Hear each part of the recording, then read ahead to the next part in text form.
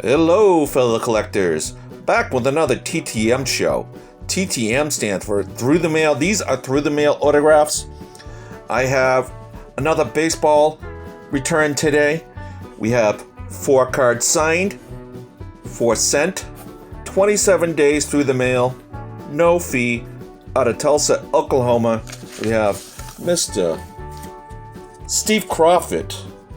Mr. Steve Crawford here on the 86 tops. We have him here on the 87 tops for the set, and this is the 99th return I've got of 87 tops. Or 80, not return, but card. We have him on the 87 Don Russ, and here we have him on the 91 tops with the Royals. We have Stephen Ray Crawford. He was born on April 29, 1958 in Pryor, Oklahoma. He was selected as an amateur free agent by the Red Sox in 1978. He debuted in the majors at the age of 22 on September 2nd, 1980 versus the California Angels, pitching 2 shutout innings, allowing hit and walk in 1. He pitched from 1980 to 1991 in the majors with the Red Sox and the Kansas City Royals. He had a career 30 wins and 23 losses with a 4.17 ERA. He spent most of his time in the bullpen. He had 277 appearances, 16 games started, 19 saves. He struck out 320 and 562 and 2/3 innings pitched. As you see, there is some of his numbers here. Some of his best seasons were with the Red Sox, and probably one of his best was in 1985. He had 12 saves with 3.76 ERA. He went on after the Red Sox to have some success with Kansas City, and he was a big part of that 1986 playoff run, and he pitched quite well in the playoffs. He pitched in a key game in Game 5 of the ALCS versus the California Angels, and he pitched 3 games in the World Series, winning Game 2. Little description, the action here of how he pitched in the postseason. The Red Sox made the postseason the first time since '75 and faced the Angels, the LCS. Crawford would have been left off the postseason roster, but a knee injury to Tom Seaver opened up a spot for him. Angels took a commanding 3-1 lead and winning Game 5 in the top of the 9th, 5-2, when Boston staged a dramatic comeback and scored 4 runs, capped off by Dave Henderson's 2-run home run. To left field and deep and down he goes back and it's gone! Unbelievable!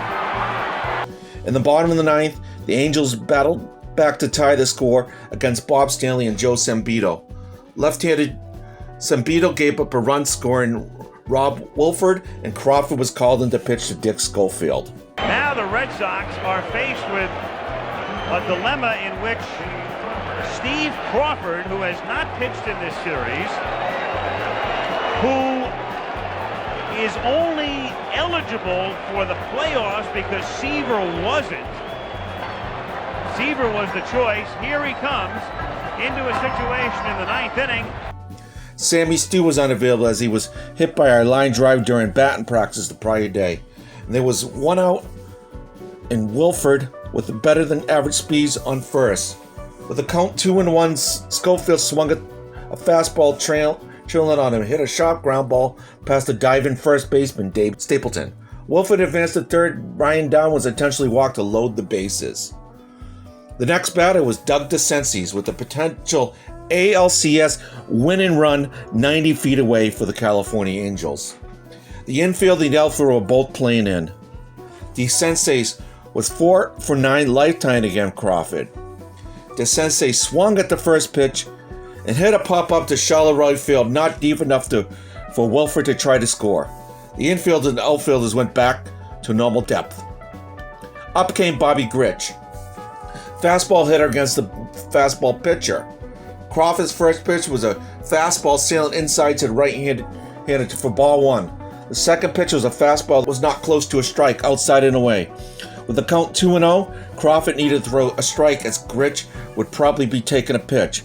Crawford's pitch was low and away for a strike, a borderline pitch, and he got the call. Crawford's nerves were apparent. He was taking heavy breaths between pitches.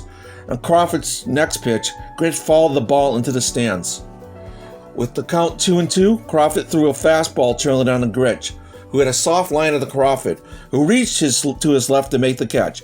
Ended the inning and extended the game in the Red Sox season. That was the biggest thrill of my life, getting out of that jam, Crawford said.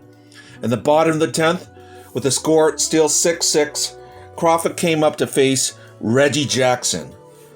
Jackson worked the count to 3-2 before grounding out. Devon White struck out swinging. Crawford then walked Jerry Nairn on 4 pitches. Gary Pettis worked a 3-2 count and drove a ball to deep left field. Jim Rice took a bad turn, backed up against the wall, and reached over his head to catch the ball for the 3rd out. The Red Sox went on to take the lead in the top of the 11th inning. Schroudy came in to pick up the save and give Crawford the win. After the game, Crawford revealed the pressure he felt during the game, saying, "If there was a toilet on the mound, I would have used it." Summing up the moment, he said, "There is nothing like being in a game like this. The atmosphere is just terrific. It was a dream come true, and it was the game of my life." So there it is, folks.